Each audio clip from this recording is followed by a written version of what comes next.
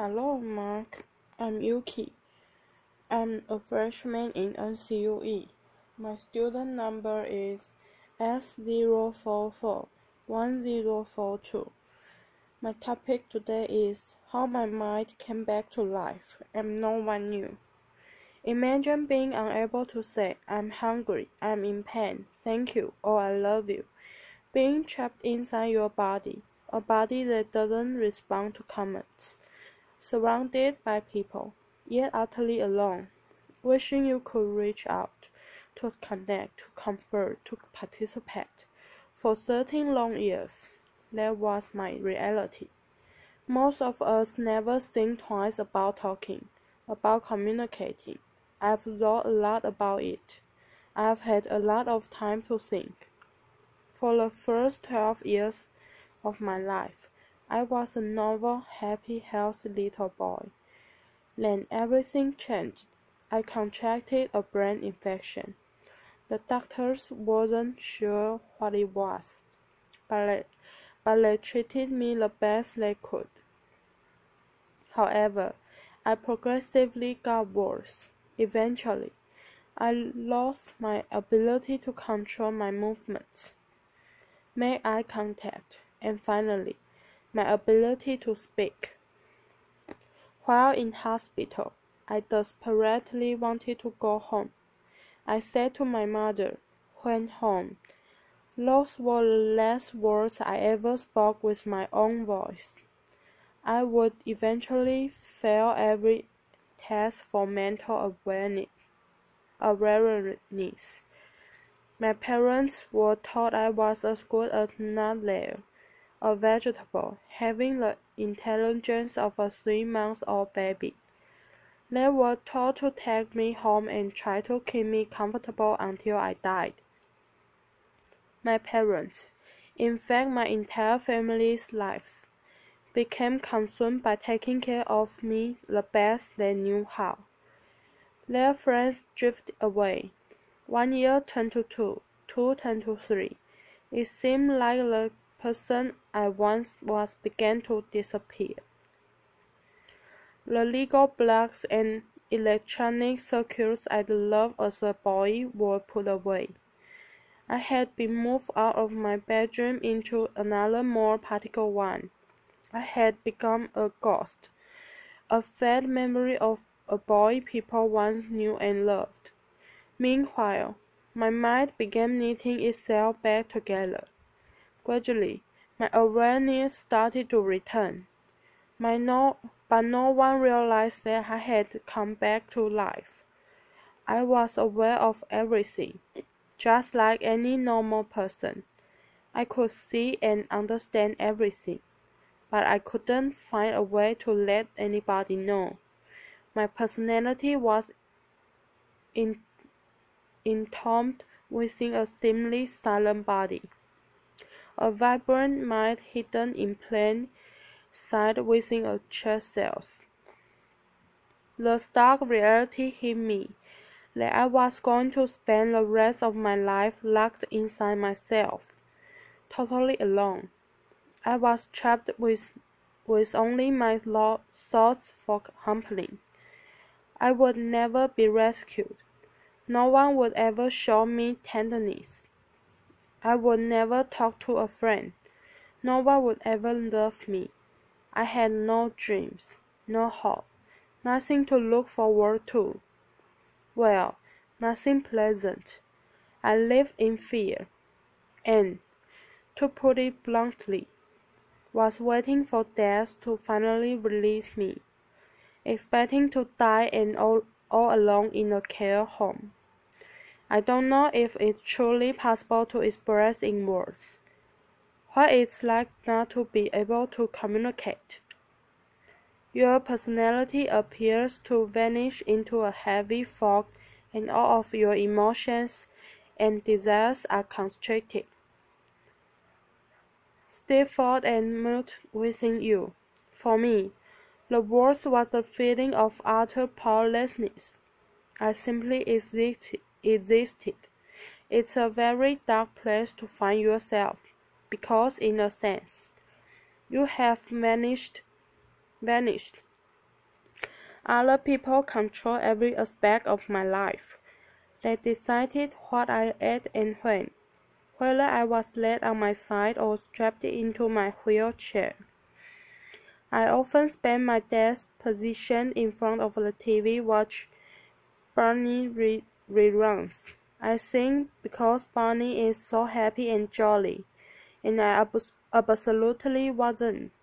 It made it so much worse. I was completely powerless to change anything in my life, or people's perceptions of me. I was a silent, invisible observer of how people behave when they thought no one was watching. Unfortunately, I wasn't only an observer, with no way to communicate. I became the perfect victim, a defenseless object, seemingly devoid of feelings that people use to play out their darkest desires. For more than 10 years, people who were charged with my care abused me, physically, verbally, and sexually, despite what they thought I did feel. The first time it happened, it was shocked and filled with disbelief. How could they do this to me? I was confused. What had I done to deserve this? Part of me wanted to cry, and another part wanted to fight. Hurt, sadness, and anger flooded through me. I felt worthless. There was no one to comfort me, but neither of my parents knew this was happening. I lived in terror, knowing it would happen again and again. I just never knew when. All I knew was that I would never be the same. I remember once listening to Whitney Houston singing, "No matter what they take for me, they can't take away my dignity." And I thought to myself, you want to bet? Perhaps my parents could have found out and could have helped it. But the years of constant caretaking, having to wake up every 2 hours to tell me, combined with them essentially grieving the loss of their son, and taken a toll on my mother and father, flowing yet another heated argument between my parents. In a moment of despair and desperation, my mother turned to me and told me that I should die. I was shocked, but as I thought about what she had said, I was filled with enormous compassion and love for my mother. Yet I could do nothing about it. There were many moments when I gave up, sinking into a dark abyss. I remember one particularly low moment. My dad left me alone in the car while he quickly went to buy something from the store. A random stranger walked past, looked at me, and he smiled. I may never know why, but that simple act, the fleeting moment of human connection, transformed how I was feeling, making me want to keep going.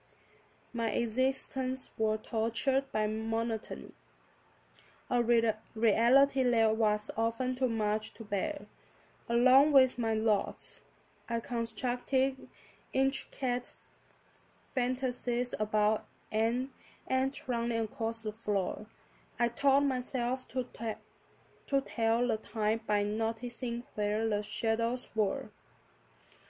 As I learned how the shadows moved as the hours of the day passed, I understood how long it would be before I was picked up and taken home. Seeing my father walk through the door to collect me was the best moment of the day. My mind became a tool that I could use to either close down to retreat from my reality or enlarge into a gigantic space that I could fill with fantasies. I hoped that my reality would change and someone would see that I had come back to life. But I had been washed away like a sandcastle built too close to the waves, and in my place was the person people expected me to be. To some, I was Martin, a vacant shell, the vegetable, deserving of harsh words, dismissal, and even abuse. To others, I was the tragically brain-damaged boy who had grown to become a man, someone they were kind to and cared for. Good or bad, I was a blank canvas onto which different versions of myself were projected. It took someone new to see me in a different way, and a romanticist began coming to the care home about once a week. Whether through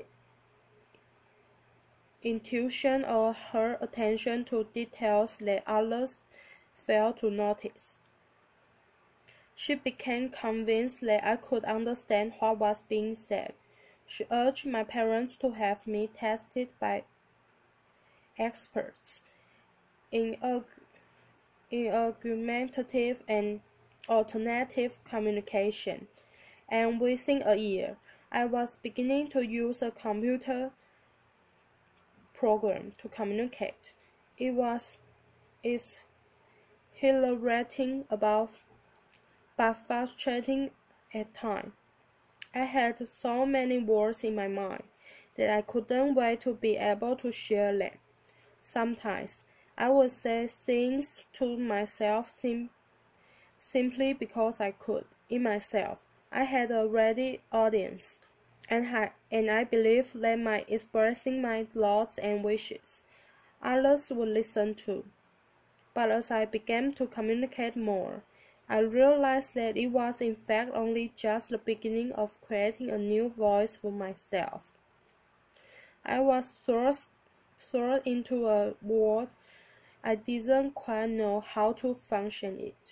I stopped going to the care home and managed to get my first job making photocopies. As simple as this may sound, it was amazing. My new world was really exciting but often quite overwhelming and frightening. I was like a man-child, and as liberating as it often was, I struggled. I also learned that many of those who had known me for a long time found it impossible to abandon the idea of Martin they had in their heads, while those I had only just met struggled to look past the image of a silent man in a wheelchair. I realized that some people would only listen to me if what I said was in line with what they expected. Otherwise, it was disregarded and they did what they felt was bad. I discovered that true communication is about more than merely physically conveying a message. It is about getting the message heard and respected. Still, things were going well. My body was slowly getting stronger. I had a job in computing that I loved, and had even got Kojak, the dog I had been dreaming about for years. However, I longed to share my life with someone. I remember staying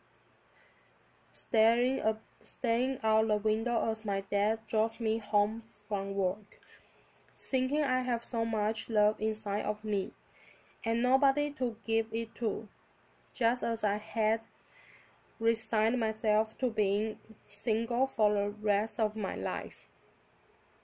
I met Jen. Not only is she the best thing that has ever happened to me, but Jane helped me to challenge my own misconceptions about myself. Jane said it was through my words that she fell in love with me. However, after all I had been through, I still couldn't shake the belief that nobody could truly see beyond my disability and accept me for who I am. I also really struggled to comprehend that I was a man. The first time someone referred to me as a man, it stopped me in my tracks. I felt like looking around and asking, who, me? That all changed with Jane. We have an amazing connection, and I learned how important it is to communicate openly and honestly. I felt safe, and it gave me the confidence to truly say what I thought. I started to feel whole again, a man worthy of love. I began to reshape my destiny. I spoke out a little more and at work. I asserted my need for independence to the people around me. Being given a means of communication changed everything. I used the power of words and will to challenge the preconceptions of those around me and those I had of myself. Communication is what makes us human, enabling us to connect on the deepest level with those around us, telling our own stories, expressing wants, needs, and desires, or hearing those of others by really listening. All this is how the world knows who we are, so who are we without it? True communication increases understanding and creates a more caring and compassionate world. Once I was perceived to be an inanimate object, a mindless phantom of a boy in a wheelchair. Today, I am so much more: a husband, a son, a friend, a brother, a business owner, a first-class honors graduate, a keen amateur photographer. It is my ability to communicate that has given me all this. We are taught that actions speak louder than words, but I wonder, do they? Our words, however we communicate them, are just as powerful, whether we speak the words with our own voice, type them with our eyes, or communicate them non-verbally to someone who speaks them for us. Words are among our most powerful tools. I have come to you through a terrible darkness, poured from it by caring souls and by language itself. The act of you listening to me today brings me farther into the light. We are shining here together. If there is no most difficult obstacle to my way of communicating, it is that sometimes I want to shout and other times simply to whisper a word of love or gratitude.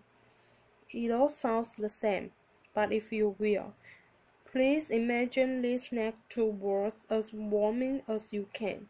Thank you.